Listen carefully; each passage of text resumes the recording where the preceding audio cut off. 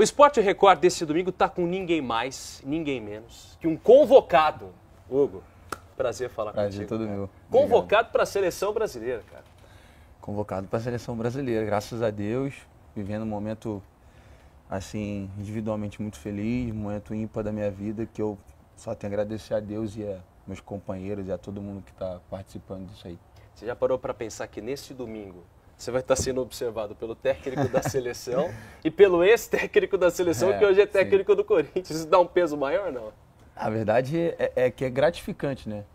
Você saber que está sendo olhado por esses caras, assim. Hoje a gente tem um treinador de alto nível, que é o professor Dorival, que estava na seleção há pouco tempo atrás. E, bom, o nosso treinador atual da seleção, que um dos maiores treinadores do mundo, né? Se não o maior em questão de tamanho e relevância. É uma responsa maior, você acha? Pô, é o Ancelotti eu acho que né? É outro nível. É uma parada legal, assim. É gratificante, porque você saber que um cara desse tamanho tá te olhando é gratificante por você saber que seu trabalho está sendo bem reconhecido. E a gente viu a imagem do momento em que você é convocado, os jogadores do Corinthians comemorando contigo. Como foi isso para você, cara? Na verdade, quando começa a transmissão ali, a gente estava no aeroporto e eu vou pro banheiro, né, para tentar ficar sozinho ali, ver sozinho. Você já imaginava ou não?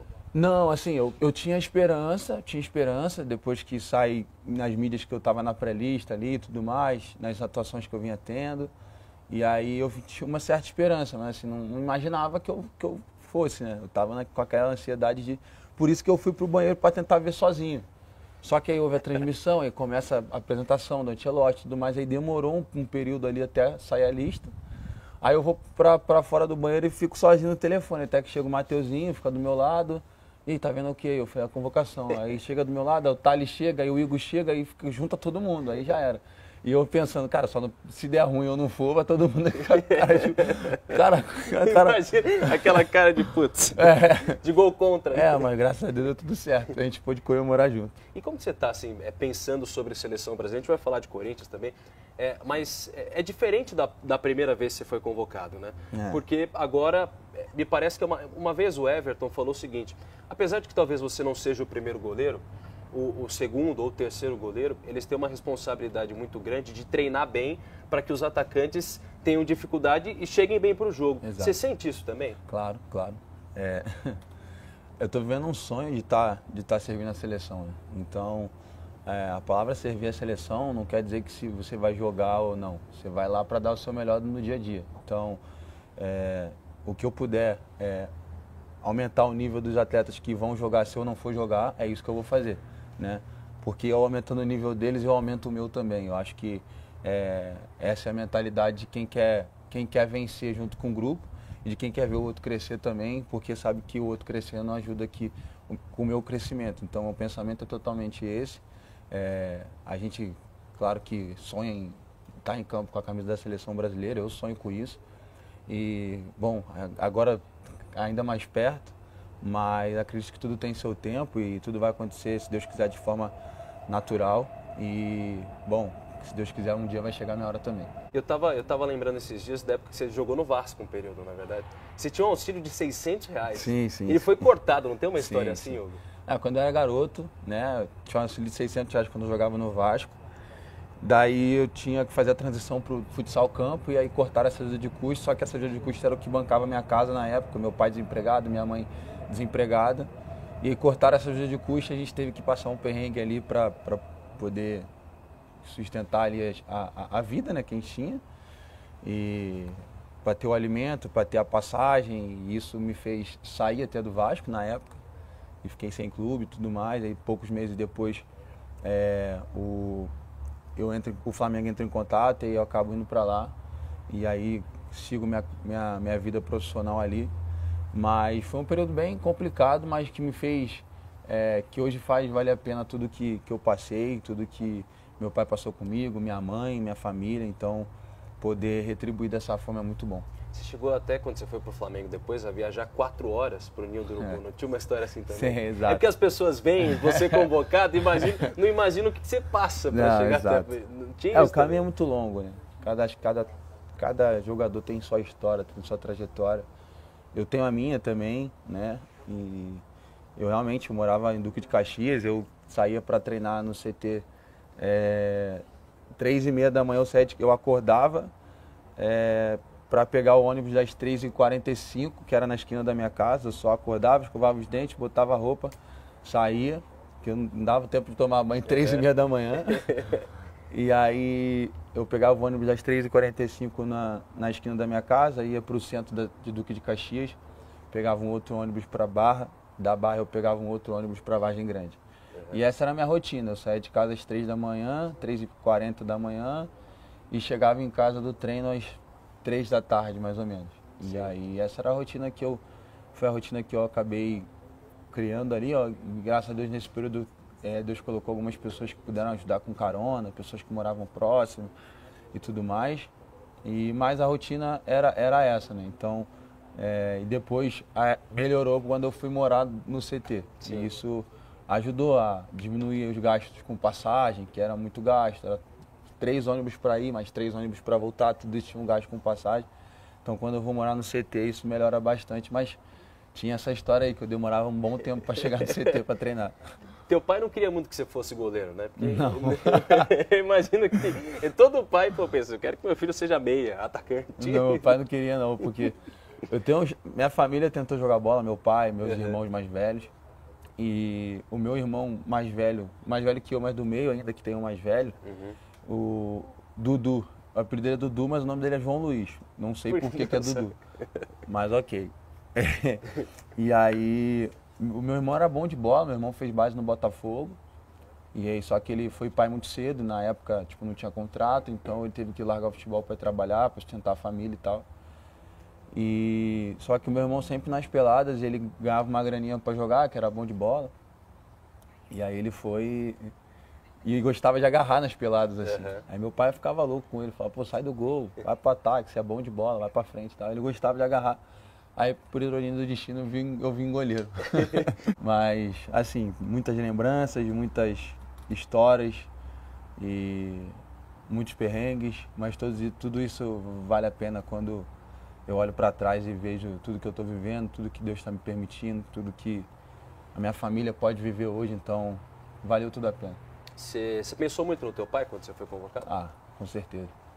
Na verdade, tudo que eu faço na minha vida eu penso nele. Tudo que eu faço na minha carreira é pelo sonho dele, porque eu comecei a jogar bola por ele. Então, assim, eu tenho certeza que antes dele falecer, ele já sabia que tudo isso ia acontecer na minha vida.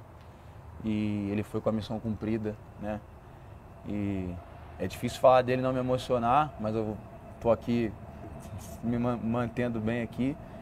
Mas tudo é por ele, pela minha família, minha mãe, minha irmã, que passaram tudo comigo ali. E é gratificante poder viver esse momento. A gente sente falta da presença da pessoa, mas eu sei que onde ele está muito feliz. A gente já compartilhou dessa história, sim, né? Já falei com você algumas vezes, eu perdi meu pai também, sim, a gente sabe como é difícil.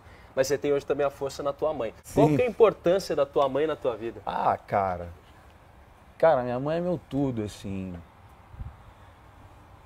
Meu pai, ele foi o cara que me incentivou a jogar bola, o cara que investiu no meu sonho e que me trouxe para esse mundo, né, do futebol. Mas a minha mãe é minha mãe, cara. Minha mãe me criou, fez tudo que eu... Salve, nação corintiana, tudo jóia? Gente, olha eu aqui de novo, mineirinho na voz.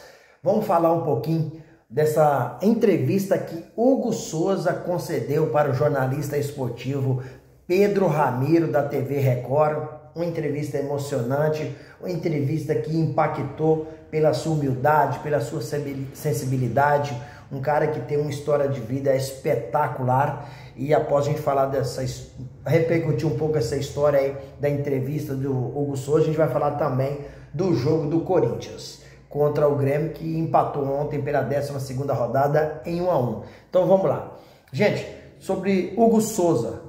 Rapaz, eu fiquei emocionado com essa entrevista, né? Hugo Souza é um cara muito simples, humilde, né? Que acabou concedendo uma entrevista aí espetacular, né?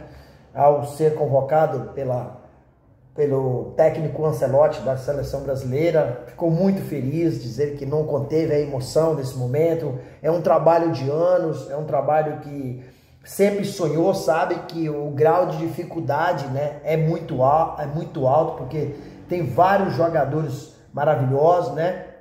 E como ele diz, mesmo no banco, né, o objetivo é poder potencializar, né, seus companheiros, que o seu momento também, uma hora vai chegar, né, deles jogar, ser titular. Falou do início da sua carreira, da sua família aí, com condições financeiras desfavoráveis, né?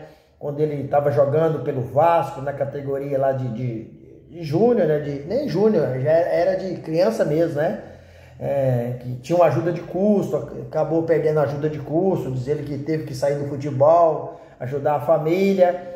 E algum tempo longe, né? Ele pegou, o Flamengo ligou para ele foi pro Flamengo, aí começou a vida dele, né? Se destacou no Flamengo, depois se perdeu, foi parar em Portugal, né? Fabinho Soldado concedeu aí uma oportunidade espetacular, chegou ao Corinthians ano passado e já chegou aí sendo o número 1 da camisa, pegando muito, levou o Corinthians até uma semifinal aí de Copa do Brasil, levou o Corinthians até uma semifinal de Sul-Americana. Esse ano, né? No segundo ano, o Corinthians já foi campeão paulista, tirando o Corinthians de uma filha de 6 anos para cima do maior rival, que é o Palmeiras. Na sequência, agora já houve a convocação, né? Então o Hugo Souza está vivendo um momento espetacular. Se ele continuar com esses pés no chão como tem, né? Vai chegar muito longe, porque é um cara que trabalha muito, muito dedicado, né? E sem sombra de dúvida, é um cara espetacular. Ele disse também, né, da importância do pai dele, né? O Hugo se emocionou ao falar do seu pai, que foi um incentivador da sua carreira. Uma pessoa que estava ali sempre apoiando, acreditando, né? E também falou da importância da sua mãe, não conteve as lágrimas. A mãe dele é pastora, né? Ele sai de casa, tá orando, sempre pedindo muito Deus para abrir as portas, para abençoar, para iluminar, né? Diz ele que foi criado com muita dificuldade, comendo aí a comida preferida dele, ele fez até graça. É a coisa mais simples que tem, mas é muito saborosa essa comida. Arroz, feijão e farinha. Eu particularmente amo essa comida. Falou, né, do momento do Corinthians, né? Com essa crise que o Corinthians vem vivendo, diz ele que essa crise não deixa afetar o grupo está muito focado no futebol. Essa parte administrativa não faz parte, né, dos jogadores, e sim faz parte da gestão, dos diretores, né, de presidente, né, de gerente, né, como o Fabinho Soldado, diretor executivo. Então, o Hugo falou que o elenco está blindado, o elenco está focado e espera que o Corinthians chegue muito bem nesse campeonato brasileiro, faça um bom campeonato, né, e que possa vir mais conquista. Eu fiquei extremamente emocionado com essa entrevista, pela humildade, pela simplicidade desse cara. Esse cara merece muito e vai chegar muito longe, acredito eu. Vai ganhar muito título no Corinthians e também vai ganhar título na seleção brasileira, não apenas fazendo parte do grupo, e sim sendo titular. Sendo titular porque tem capacidade técnica, tem envergadura, tem rapidez. Ao mesmo tempo que ele está no chão, ele está em pé. Então, um cara que tem uma habilidade, uma velocidade muito rápida com o seu corpo e sabe usar muito bem. Então, sinceramente, esse cara diferente. Hugo Souza é diferente, tem muita técnica, elogiado por vários jogadores como Veloso, Ronaldo e tantos outros jogadores já teceram elogios a esse grande goleiro. Gente, o que vocês acharam da entrevista? Vocês gostaram da entrevista do Hugo Souza para Pedro Ramiro, do canal do Ramiro aí? Vocês gostaram?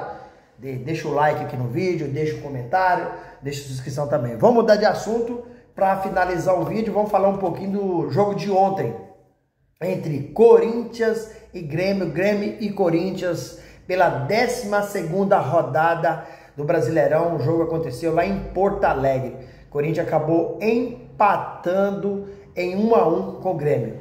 Mas o que eu gostei desse jogo foi que o Corinthians jogou bem. O time do Corinthians ontem, apesar de não ter trago a vitória para São Paulo, teve um sistema tático muito bem organizado, coisa que não estava acontecendo. Dorival não estava conseguindo ajustar o sistema tático do Corinthians. Infelizmente, Kaká acabou fazendo o gol contra, né? O Corinthians só trouxe um ponto para São Paulo. Mas no geral o Corinthians jogou bem. A entrada de Dieguinho e Kaique no segundo tempo fez o Corinthians crescer no jogo. Gostei desses garotos, hein? Esses garotos, sem sombra de dúvida, eles são o futuro do Corinthians. Eu até achei que o Dorival deveria ter colocado o Cauê Furquim, um baita jogador que o Dorival ontem ainda não aproveitou.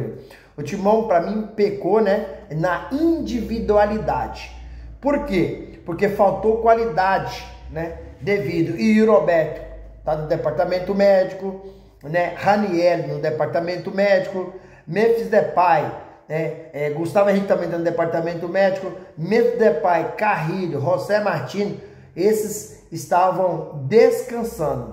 Uns do departamento médico e outros sem condições físicas porque serviram suas respectivas seleções, né? O Corinthians tem que dar oportunidade a esses garotos, porque o Corinthians não pode pagar 15 milhões de dólares em Elinho. Elinho, para mim, não é nem igual Cauê Furquim, que é um garoto com 16 anos, tá? Se o Corinthians fizer isso, mais ou menos jogar dinheiro fora, como fez com Pedro Raul. Pedro Raul, o Corinthians jogou dinheiro fora. Félix Torres pagou aí uma bagatela muito alta e os caras não deram retorno. Então, o futuro do Corinthians é dar oportunidade a esses jogadores.